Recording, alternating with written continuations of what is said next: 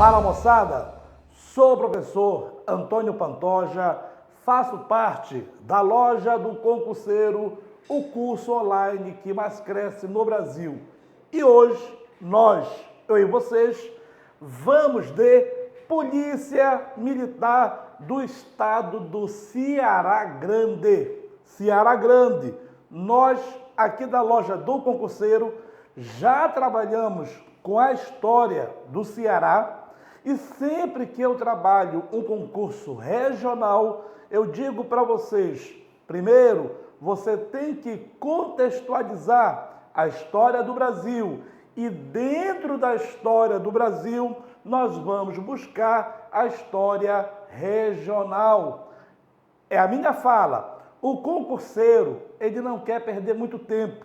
Então, hoje, nós pegamos várias questões de vários concursos de prefeituras do Ceará Grande e trouxemos para dar uma pequena amostra do nosso trabalho. Valeu? Então, venha comigo.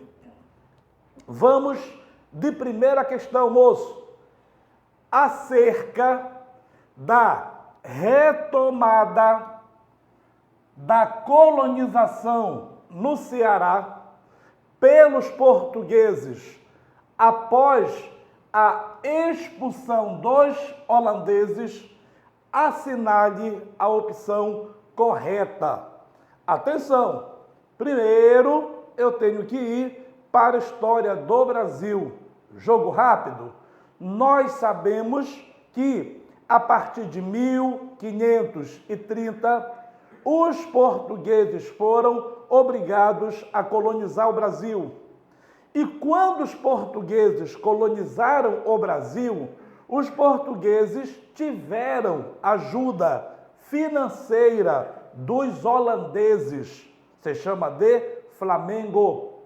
Os holandeses, além da ajuda financeira, também entraram com a tecnologia e inovações para a produção de açúcar. Acontece que, em determinado momento da história, o rei de Portugal falece em uma batalha e ele não tem herdeiro.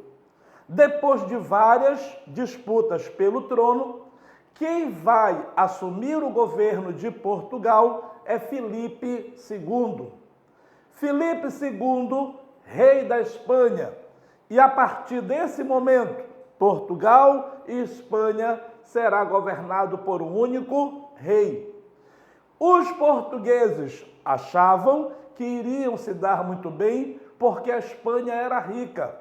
Só que Filipe II não governa Portugal. Só que Filipe II não investe em Portugal. Pior, Filipe II, inimigo dos holandeses, cancela, moço, a relação Brasil-Holanda. Os holandeses, o que fazem? Constroem a Companhia das Índias Ocidentais e a Companhia das Índias Orientais. E a partir daí, a Holanda, ela vai lutar contra a Espanha e contra Portugal. Fica ligado, mocinha. Acontece que os holandeses não vão invadir a Espanha. Acontece que os holandeses não vão invadir Portugal. Os holandeses estão atrás de dinheiro. O que é que a Holanda faz? Ela vai em busca das fortunas da Holanda. A Holanda vai em busca de fortunas da Espanha. A Holanda vai em busca de fortuna de Portugal. Qual era a riqueza portuguesa no Brasil? A economia do açúcar. Os holandeses irão invadir o Brasil. Tentaram Bahia, não deu certo no início. Invadiram Recife, Olinda, principais produtores de açúcar.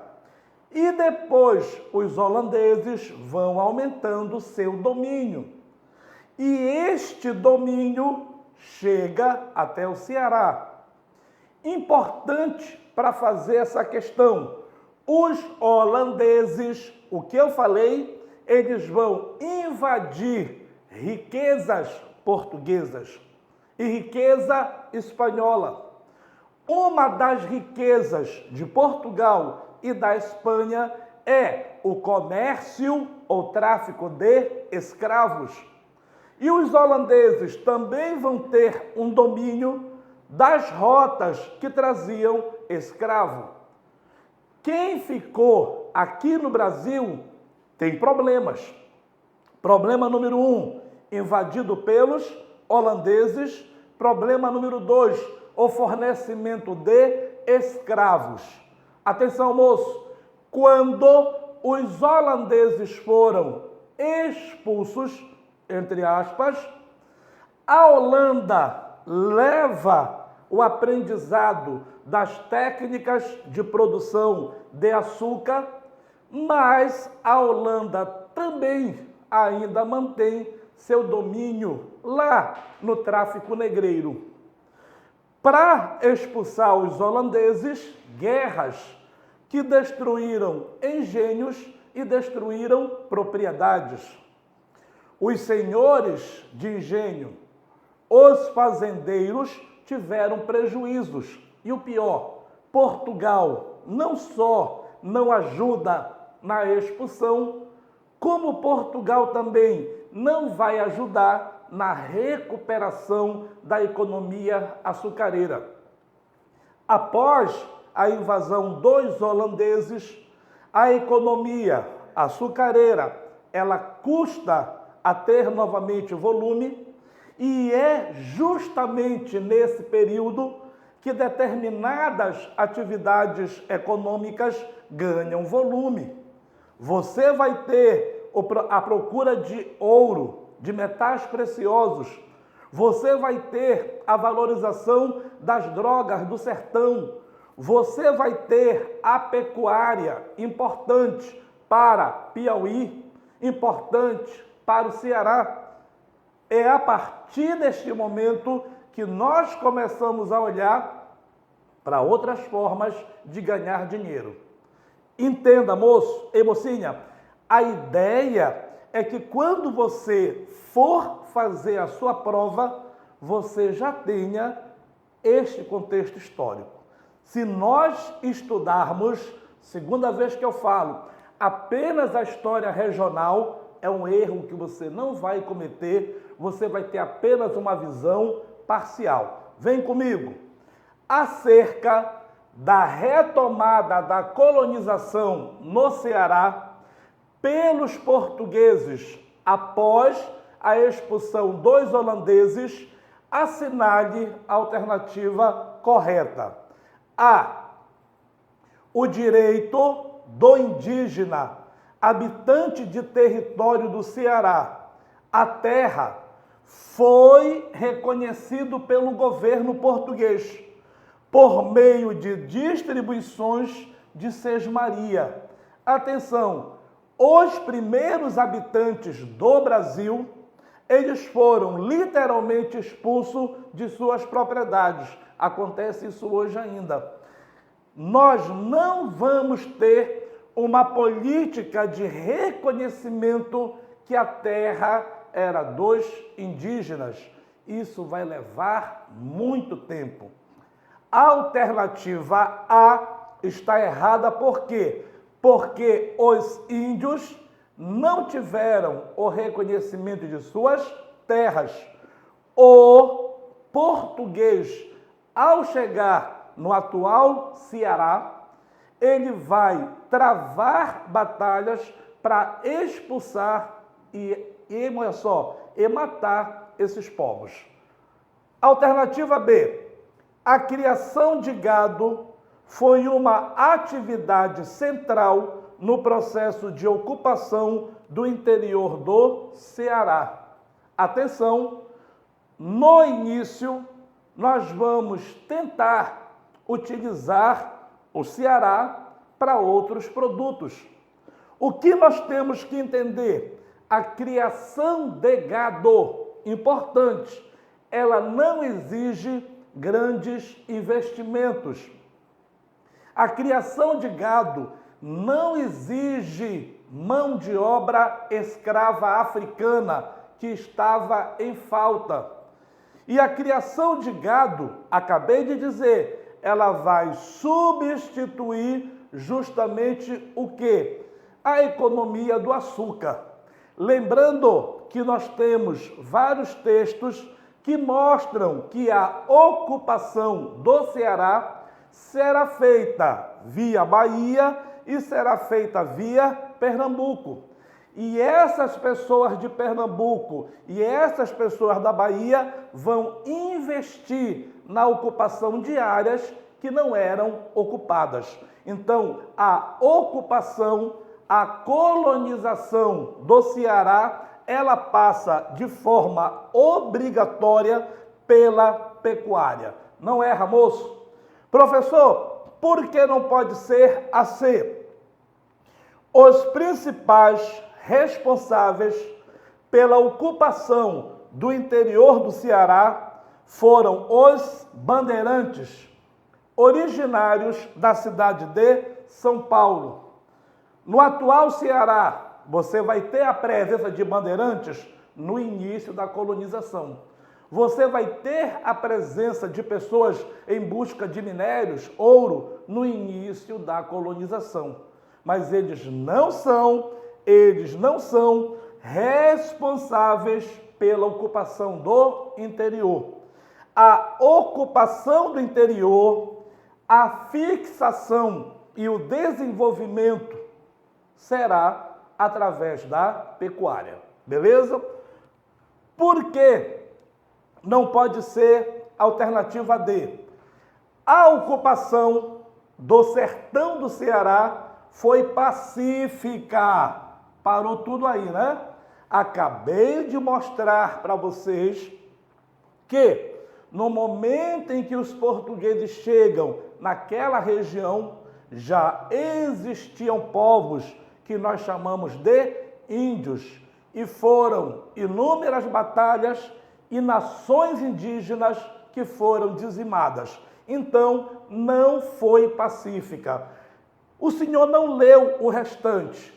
Nós vamos treinar, concurso público é treino, porque você não vai perder tempo com a alternativa que você já matou aqui. Uma das coisas que vocês vão treinar conosco é que no concurso você não altera seu plano de voo e você vai desenvolver uma prática de resolver as questões de forma mais rápida.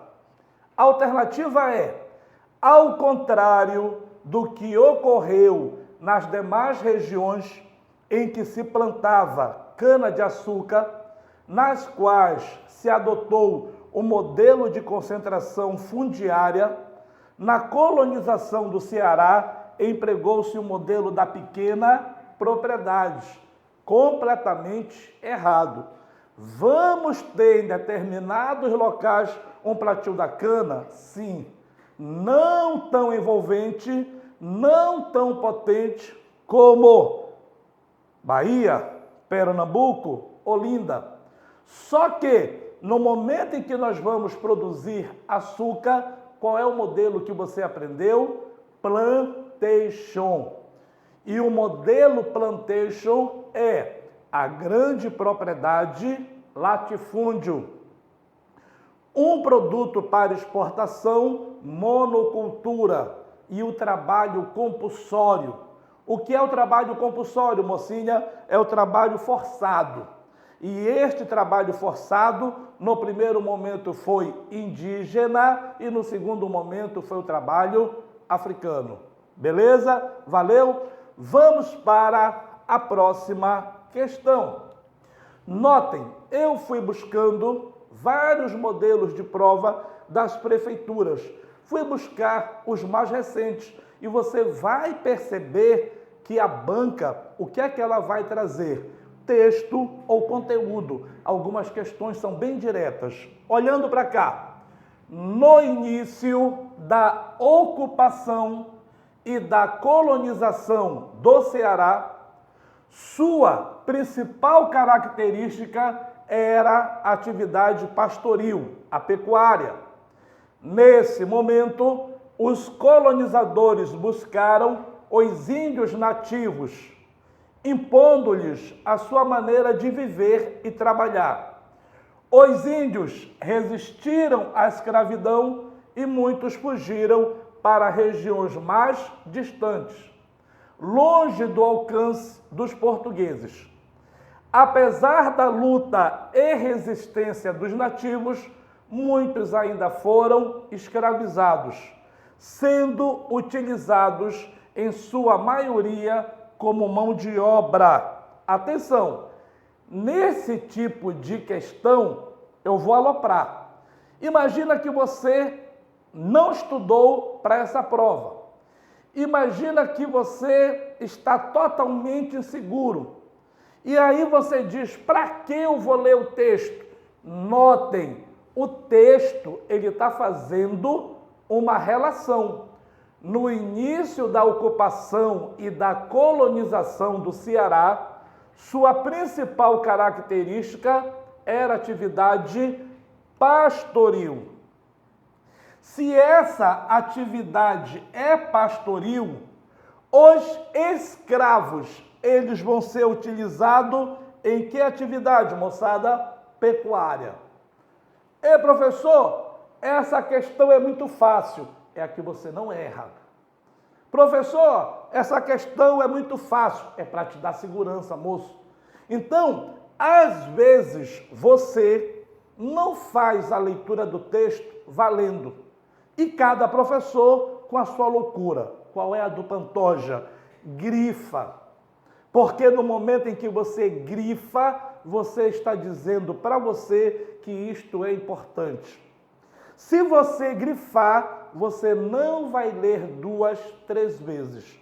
Professor, a mão de obra escrava, ela foi predominante na pecuária? Não. Mas ele está mostrando o quê? No início da ocupação e da colonização. Então, no início da colonização e da ocupação, se utilizou o trabalho escravo. Por quê? Pode vir na tua prova.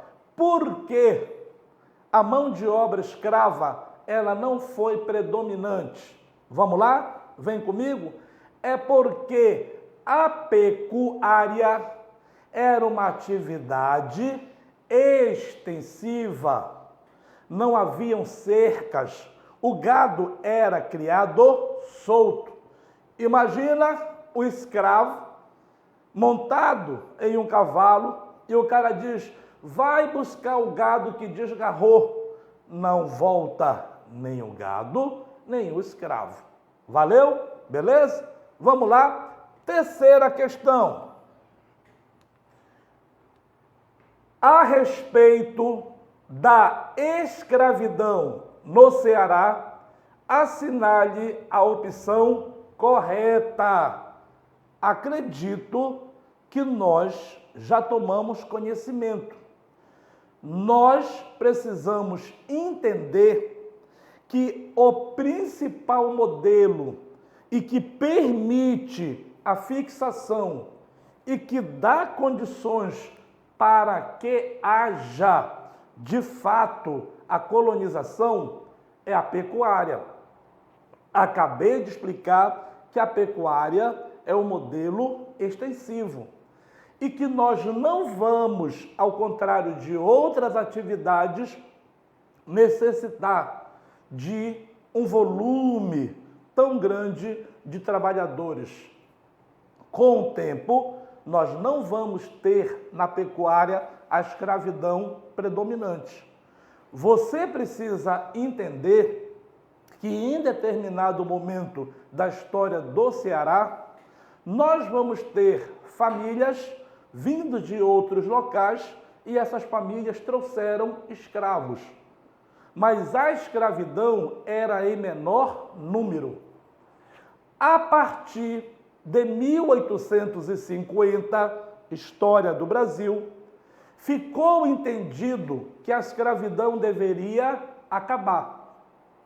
E ficou entendido que a escravidão deveria acabar de uma forma lenta, gradual, porque nem todo mundo era favorável ao fim da escravidão.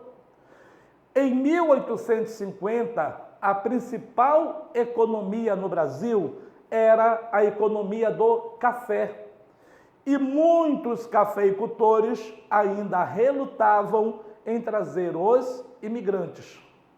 1850, propositalmente 4 vezes essa data, foi assinado a Lei Eusébio de Queiroz. Quando a Lei Eusébio de Queiroz ela foi assinada, eu estou proibindo o tráfico de escravos. Atenção, eu tenho a produção de café? Tenho. Eu preciso de mão de obra escrava? Preciso, porque o café está crescendo. Vem uma lei, que é a Lei Eusébio de Queiroz, que diz, não entra mais navio negreiro no Brasil. É neste período que nós vamos ter o quê? A questão do tráfico interprovincial. Anota que é importante. O que é o tráfico interprovincial? São Paulo, principalmente São Paulo, começa a comprar escravos de outras regiões, Rio, Minas, mas ele também vai tentar trazer escravo de outras províncias, no caso, Ceará, no caso, Nordeste. E haverá um movimento muito grande para dizer que não, que os escravos não deveriam sair dali. Quando assinaram a Lei Áurea, 13 de maio de 1888, o Nordeste já tinha decidido pelo fim da escravidão. Agora, você vai entender, o Nordeste decide pelo fim da escravidão, por quê? Justamente porque não haviam tantos escravos. A economia do Ceará, ela não utilizava um número significativo de escravos. Então fica muito mais suave, fica muito mais tranquilo decidir pelo fim da escravidão. Lembrando que nós vamos ter muitos movimentos dentro do Ceará, justamente para quê? Para impedir que os escravos sejam levados. Importante. E como cai nos concursos. Atenção! A respeito da escravidão no Ceará, assinale a opção correta. O comando parece fácil. Problema. Qual é o problema? Ele não está colocando período. Então, ele está trabalhando a questão da escravidão de maneira geral. Beleza? A respeito da escravidão no Ceará, assinale a opção correta. A. As condições climáticas do Ceará impediram a utilização de escravos. Ok? Tá de brincadeira, né? Quer dizer, pela questão climáticas, né? Nós vamos ter secas periódicas no Ceará, no Nordeste como um todo. A história econômica do Ceará, para quem começou a estudar agora para o concurso, a história econômica do Ceará, ela passa pela questão das secas, que são cíclicas.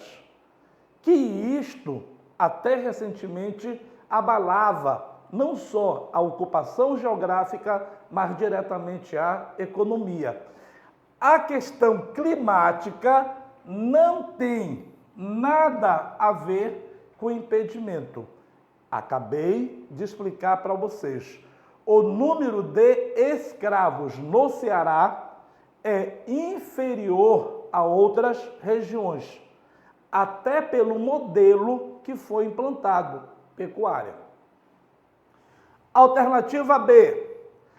A exportação de escravos do sul do Brasil para o Ceará mobilizou a imprensa local, contra a escravidão, em razão da chegada da mão de obra imigrante. Nós sabemos que a exportação de escravos não era para o Ceará. Nós sabemos que a exportação de escravos estava indo para onde? Lá para o atual Sudeste, São Paulo. E já explicamos que isso tem a ver com a lei Eusébio de Queiroz e tem a ver com a economia cafeeira. Alternativa C. O pequeno número de cativos é um dos motivos pelo qual a escravidão foi abolida anteriormente no Ceará em relação ao restante do país. Comentei, né? O bom da videoaula só é voltar um pouquinho. Volte um pouquinho depois que você vai perceber que eu expliquei exatamente isso. Pelo fato de nós não termos enraizado a escravidão no Ceará, pelo fato do número de escravos já ter vindo em outro período, e era escravo muito mais doméstico para o dia a dia, fica muito mais fácil para a sociedade aceitar o fim da escravidão. Lembrando também que nós temos neste período a vinda dos imigrantes.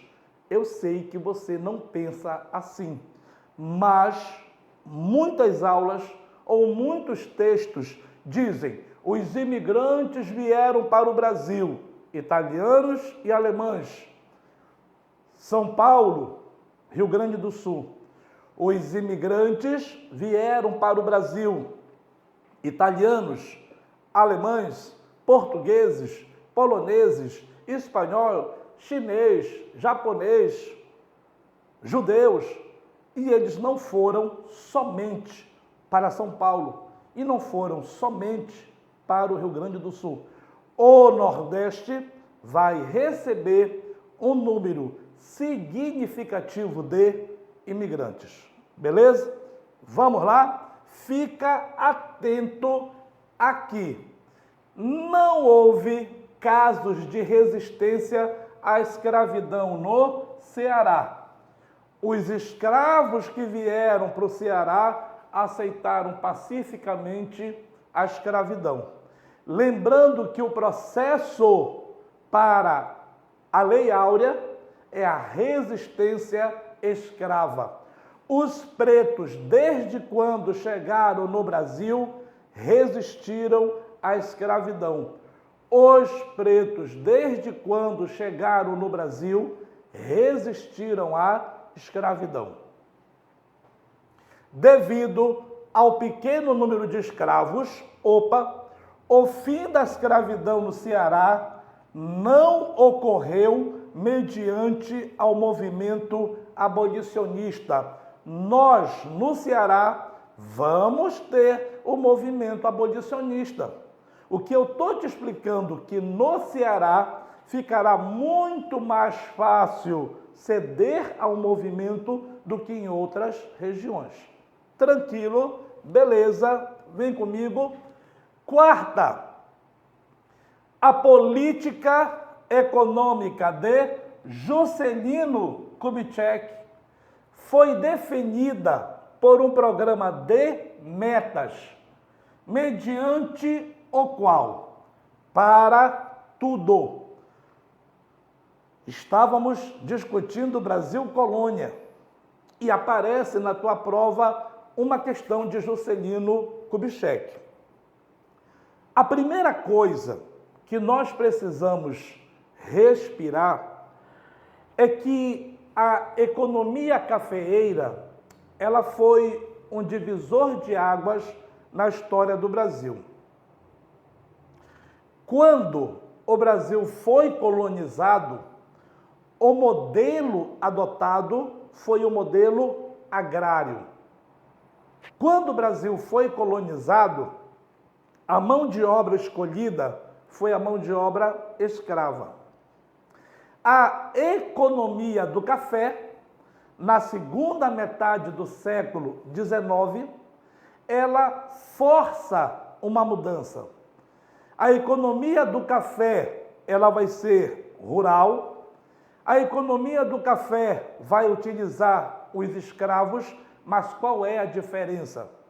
Que o plantio do café e a sua colheita, primeira colheita, levava de 4 a 5 anos.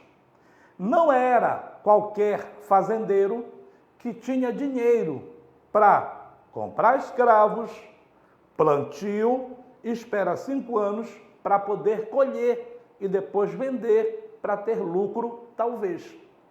Então, muitos comerciantes com grana se tornaram cafeicultores.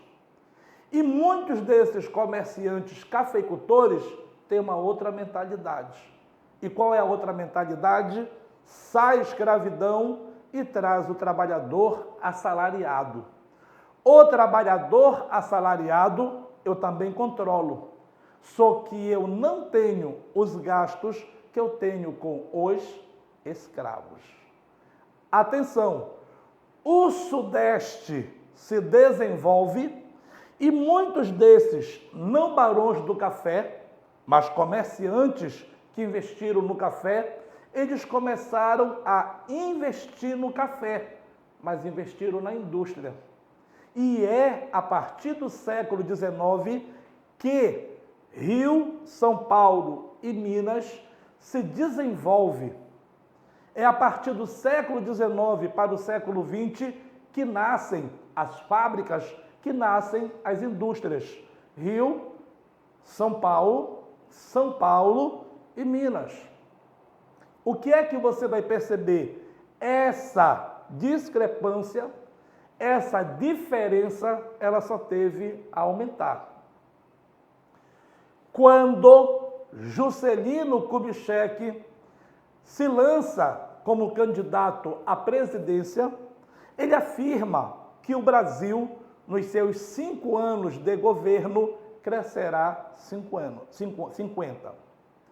Que o Brasil, nos 5 anos do seu governo, crescerá 50.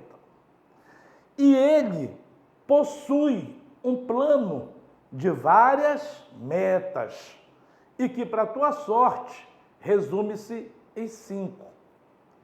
Uma dessas metas que não foi cumprida, a agricultura. E ficava visível que o investimento de Juscelino era nas rodovias, que o investimento de Juscelino era na indústria. É com Juscelino que o capital internacional, as multinacionais se instalam no Brasil. Em que local? Sudeste. Geografia, moço e mocinha, é geografia. É no governo de Juscelino que nós teremos a divisão atual do Brasil em regiões. A definição que você tem hoje de Nordeste, Ceará, a divisão que você tem hoje, Sul, Sudeste, Norte, é criada no governo de Juscelino. E o Juscelino, ele vai criar um órgão chamado SUDENE. E a SUDENE, Superintendência para Desenvolvimento do Nordeste, ela deveria investir como nunca.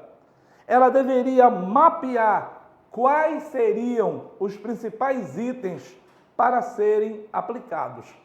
A SUDENE foi criada? Foi. Muita coisa foi pensada? Foi. Mas qual é o problema? Que quando a SUDENE pensava todas as ações, ou a maioria das ações, foram para onde? Para a mão dos grandes proprietários de terra. Para as mãos dos sempre velhos mesmos oligarcas. Beleza? Você já percebeu que eu te dei a resposta aqui. A política econômica de Juscelino Kubitschek foi definida por um plano de metas, mediante o qual se repudiou a vinda de capitais estrangeiros. Falei hoje é no governo de Juscelino que as indústrias automobilísticas se instalam no Brasil, lá no Sudeste. É no governo de Juscelino que as indústrias de bens não duráveis se instalam no Brasil, Sudeste. Eu falo que o governo de Juscelino, ele causa uma desigualdade regional. O Sudeste, que já tinha despontado, sabendo utilizar como nunca o café e investindo na indústria, agora ele vai receber mais uma ajuda. É neste período que você vai ter a construção do chamado ABC Paulista, Santo André, São Bernardo e São Caetano. Beleza? Então, não repudiou, ele estimula a vinda de capitais. Se buscou proteger a classe trabalhadora, você sabe que quem criou a consolidação das leis trabalhistas foi no governo de Getúlio Vargas. Pantoja, mas eu tenho que saber isso? Tem, porque você vai ter que estudar a questão histórica do Ceará no governo de Vargas. Atenção, se criou a Superintendência para o Desenvolvimento do Nordeste, SUDENE, destinada a promover o progresso. Planejou? Sim. Foram criados projetos? Sim, mas que não saíram das mãos dos grandes proprietários de terra. E isso vira moeda de troca no período de eleição. Se construiu a usina de Itaipu, a qual abasteceria o crescente polo automobilístico de São Paulo. Esquece. Se iniciou a construção da ferrovia Norte-Sul.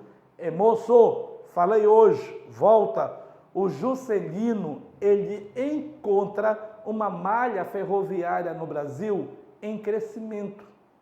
Só que Juscelino, ele não atrai o capital internacional, só que Juscelino não investe nas indústrias automobilísticas. Para ele vender carro, para o Brasil vender carro, eu tenho que ter rodovia. Juscelino, o governo, sabota as ferrovias. E o Brasil, ao invés de rodovias, o Brasil era, como todo país continental, ter investido nas ferrovias. Sabemos o quanto sofremos por não ter ferrovia. Beleza? Tranquilo, moço. Rapidola, não sai, hein? A tua aprovação está aqui. Não sai, moço.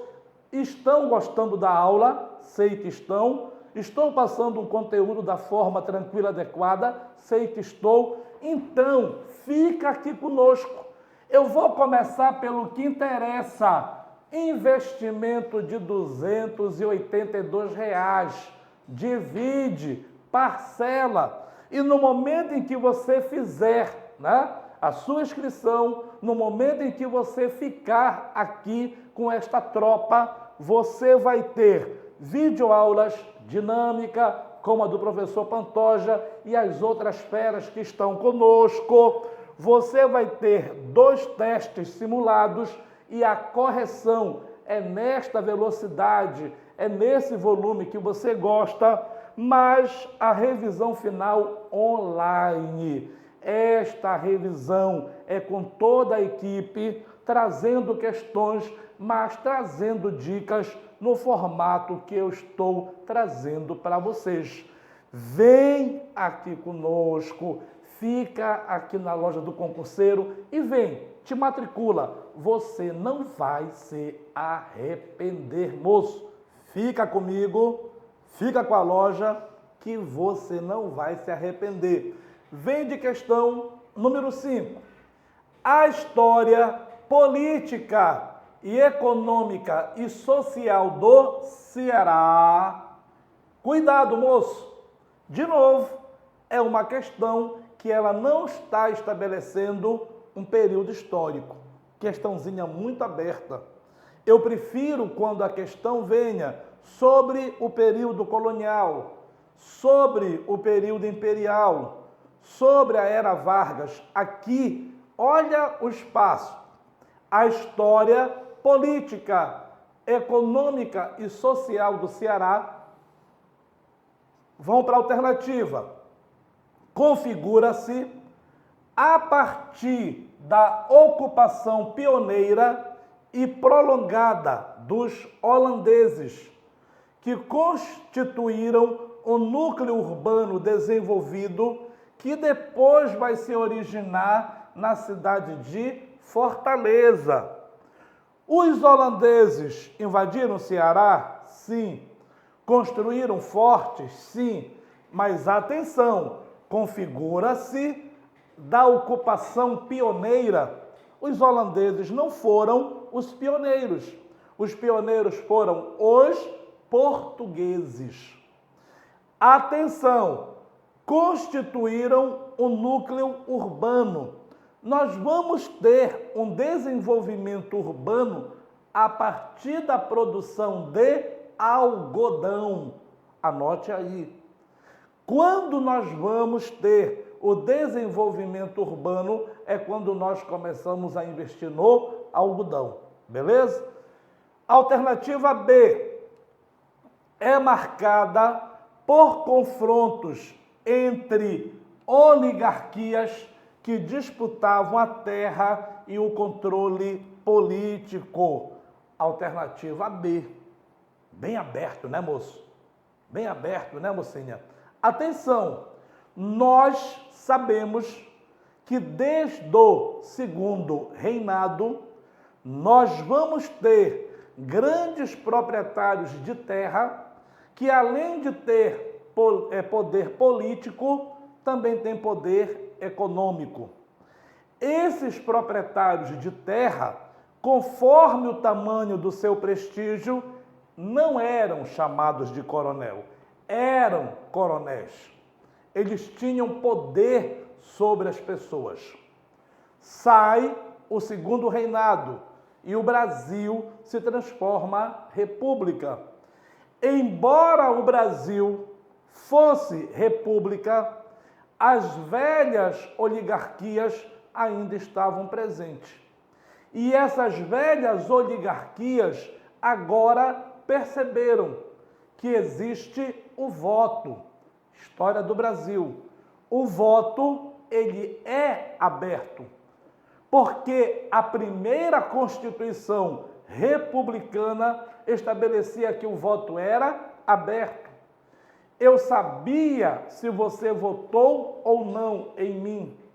Eu tenho como te pressionar. E aí nós vamos ter o poder desses homens nas eleições. Esses homens, família Accioli, é uma das famílias mais poderosas, elegiam vereadores Accioli, deputados Accioli, e estavam disputando a hegemonia da República. Beleza? Então, essas oligarquias, elas vão entrar em confronto político e armado, porque cada coronel tinha seus jagunços. Nós temos coronéis que utilizavam Lampião como seu homem armado. Beleza? Pantoja, por que não pode ser assim? Tem como base principal a monocultura voltada para o mercado exterior. Primeiro com a cana-de-açúcar, em seguida com a carne de charque e algodão. Sabemos que no Ceará você vai produzir açúcar, mas a atividade mais importante, qual é? É a criação de gado. Este gado, até chegar em Pernambuco, chegava magro ou nem chegava, e eles vão utilizar o processo aprendido com os índios, charqueamento. Também nós vamos utilizar a salinidade existente no Ceará. Tudo isto vai ser importante. Qual é o erro aqui? Tem como base principal a monocultura voltada para o mercado exterior. Ei, moço, o charqueamento, a produção de gado era para o mercado interno, não para o mercado externo. Tranquilo? Alternativa D, se inicia com a ocupação do território a partir do Piauí e do Maranhão. Os caminhos de dentro e de fora. Atenção, caminhos de dentro e de fora tem a ver com Pernambuco e tem a ver com a Bahia. Beleza? Então, elimina a alternativa D. Vamos para a sexta. Quando nós temos uma letra musical, conselho que eu dei, grifa logo para não perder tempo. Atenção, atente à letra da música Padre Cícero. Já sabemos que nós estamos falando com um homem que mistura religiosidade e um homem que mistura poder político. Falar de Padre Cícero, temos que ter cuidado e respeito. No trato da história, o Padre Cícero é um dos homens importantes pela religiosidade, pelo poder que tinha Juazeiro e em outras regiões, mas também por estar atrelado aos coronéis. Você não consegue desvincular a história do Padre Cícero também sem a história dos coronéis, do coronelismo. Atenção, no sertão do Crato nasce um homem pobre, porém muito jovem, todo mundo vai saber quem ele é. Daí então, tudo mudou, de reverendo a lutador, desperta o ódio e o amor. Era um triste dia, pois alguém jazia, cego, surdo e pobre. Cego, surdo e pobre. Desse jeito faleceu o Padre Cícero. Padre Cícero. Muito bem, já fiz um comentáriozinho, né? Em sua obra, Tim Maia nos mostra sua percepção sobre Padre Cícero, personagem que marcou a história brasileira das primeiras décadas do século XX. Não apenas no Ceará, mas em todo o Nordeste. A respeito de Padre Cícero, é correto afirmar que, vou logo para a alternativa, A, foi um líder espiritual que conduziu o povo nordestino dentro da ortodoxia da fé católica e se absteve de qualquer atuação fora do espaço religioso. Com todo respeito, o Padre Cícero não foi bem visto pela Igreja Católica, principalmente quando alegavam a questão do milagre, aonde as hóstias se transformavam em sangue. A Igreja recomendou que ele parasse com essas atividades, é documento histórico. O Vaticano se posiciona contrário à continuidade dele exercendo o sacerdócio. Há uma ameaça de excomunhão, justamente por quê? Porque o Padre Cícero ele estava muito mais como um beato que operava milagres fora da compreensão da Igreja Católica. Vou ajudar aqui já, né? B. Apesar de ter sido o primeiro prefeito do município de Juazeiro, do Nordeste, Padre Cícero não teve papel importante na política cearense. Olha o texto aqui em cima, não é? Se você olhar o texto, não tem como marcar. No teu concurso público, vamos treinar, são essas percepções que você deve utilizar. Ele está falando aqui, que o Padre Cícero é uma pessoa marcante, não apenas no Ceará, mas em todo o Nordeste. Beleza? Alternativa C. além de ser referencial da religiosidade popular nordestina, foi também um chefe político importante, a ponto de ter sido vice-governador do Ceará.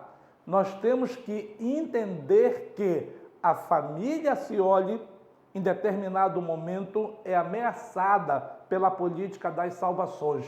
Pesquisa aí, moço, política das salvações. E no momento em que ele é ameaçado por Hermes da Fonseca, ele vai simplesmente recorrer a quem? Ao padre Cícero. O padre Cícero, com a sua influência e com os seus seguidores, não é o seguidor, né, do Instagram, são seguidores diretos, homens que vão encampar suas palavras e obedecer suas ordens. Nós vamos ter uma grande guerra no Ceará, onde as tropas do Cícero e de seus aliados chegam até Fortaleza, beleza? A história de Padre Cícero, ela está diretamente relacionada com a vida política. Por que não pode ser AD? Ao romper com a Igreja Católica de Roma, quem rompe é a Igreja, não é o Padre Cícero. Olha, prestando atenção, quem rompe é a Igreja, por não concordar com seus métodos de cura e de milagre. Foi um líder espiritual que rompeu com as oligarquias. Está tudo errado. Ele estava com as oligarquias. E o padre Cícero, ele foi de encontro à política das salvações. Pesquisa política das salvações. O que você está tendo hoje aqui no YouTube é um bom resumo e uma ótima dica para quê? Para que você tenha compreensão do que estudar, começando pela história do Brasil. Dica do Pantoja, antes de história regional, história do Brasil. E aí você contextualiza. Depois, não esqueça de fazer um comentário, não esqueça de dizer o que você gostou, do que não gostou. Você vai perceber que eu vou responder. E outra coisa que a gente pede, compartilha, chama os teus colegas para ver. É isso que vai dar força para a gente colocar mais vídeos, beleza? Vamos para a questão de número 7. Moço, mocinha, vamos para a questão de número 7. Assinale a opção correta acerca da Confederação do Equador. A primeira coisa que nós precisamos lembrar é que Dom Pedro I é conhecido como o homem que libertou o Brasil de Portugal. Ok. Quando Dom Pedro recebe o projeto de 1823, Dom Pedro não concorda com o projeto de 23, porque pelo projeto que seria a nossa Constituição de 23, Pedro teria menos poderes. Pedro rompe com as pessoas que o colocaram no poder. Pedro rompe com os seus aliados que tornou possível a independência do Brasil. E Pedro impõe a Constituição de 1824. A Constituição de 1824 é uma Constituição autoritária, em que Pedro ele cria um poder executivo que é dele e um poder moderador que estava acima dos outros poderes. Pernambuco, que tem uma história muito íntima com o Ceará, não aceita Pedro com poderes ilimitados. Pernambuco, insatisfeito porque a política econômica de Pedro não favorecia aos políticos de Pernambuco. E o que é que Pernambuco pensa? Vamos nos separar do Brasil. A Confederação do Equador é um movimento liderado por Pernambuco, Aí você vai ter também Piauí, você também vai ter Ceará, que diz, opa, faço parte. E no momento que este movimento explode, não existe mais o Brasil como você pensa hoje. Existe um outro Estado, com leis, autonomia. Pedro não tem exército, vai pedir empréstimos, contrata mercenários e vai ser extremamente violento na repressão dos principais líderes. E os principais líderes, eles serão executados, principalmente aonde? Pernambuco e Ceará. O Piauí vai ter uma participação, mas no momento que o Piauí percebe a repressão, o Piauí cede. O Ceará não. Ele vai ter uma participação muito mais ativa e seus líderes serão perseguidos, fuzilados ou enforcados. Beleza? Assinale a opção correta acerca da Confederação do Equador. A punição aos revoltosos derrotados na Confederação do Equador foi bastante dura, ok, tendo sido enforcados e fuzilados diversos líderes. Acabei de falar, alternativa A. B. Os revoltosos da Confederação do Equador defendiam a separação do sul do Brasil. Ei, moço, desculpem aí. Defendiam a separação do sul do Brasil e o restabelecimento do vínculo com Portugal. Tudo errado. Alternativa C.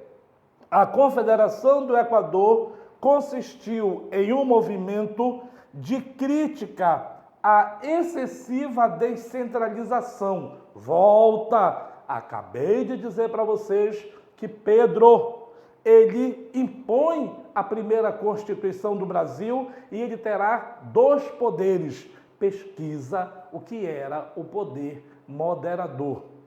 Assunto queridinho dos concursos, a Confederação do Equador, porque ela vai envolver várias províncias. Beleza? Vem comigo. Por que não pode ser a D? As reivindicações que compunham a Confederação do Equador contrariavam as ideias nacionalistas liberais que fundamentavam o pensamento de Pedro. Viajou, não é? Pedro não tem ideia liberal. Pedro ainda estava muito próximo dos seus patrícios, dos portugueses. E é isso que vai levá-lo a renunciar lá na frente. A alternativa é, dos estados vizinhos a Pernambuco, Ceará foi o único que não aderiu. Acabei de dizer para vocês, de todos aqueles que se comprometeram com Pernambuco, quem ficou e quem levou à frente foi o Ceará. E ali você vai ter várias batalhas e você vai ter várias pessoas que foram perseguidas e mortas. Famílias influentes na história do Ceará. Oitava, iniciada de fato somente em 1603, com a tentativa frustrada de Pedro Coelho de Souza, a colonização portuguesa no Ceará apresenta características diferentes da colonização de outras áreas vizinhas, como Pernambuco, Alagoas e Sergipe.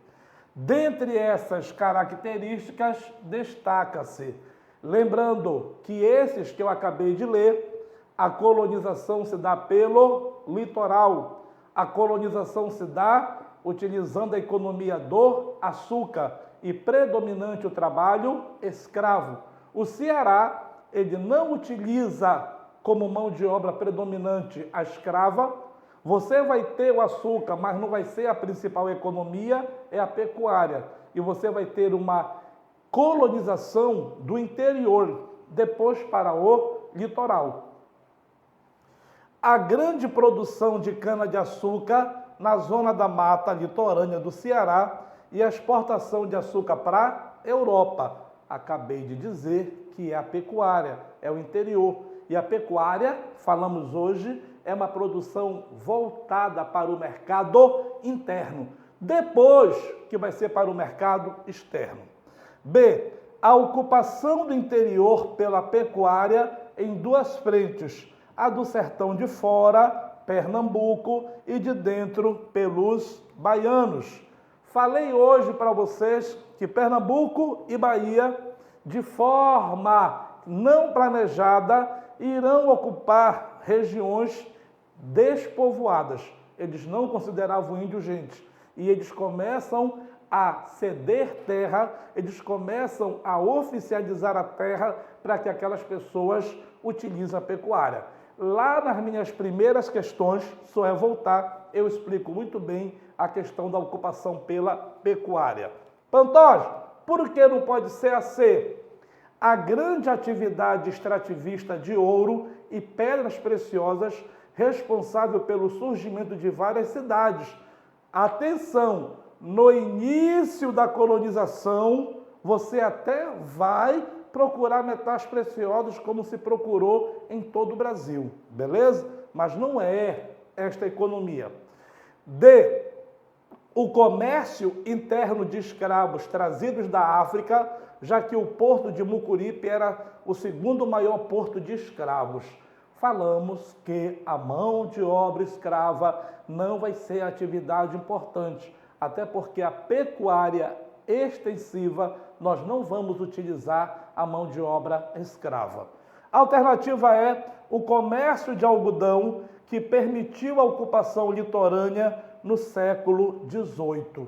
O comércio de algodão é algo importante? É, mas olha para cá o comando. Iniciada de fato somente em 1603, eu estou dizendo que o algodão ele não é o motivo de ocupação e de colonização no início, que é século XV, século XVI. Beleza?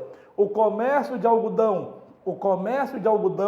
aqui ó, ele vai se efetivar somente a partir do século XVIII para o século XIX.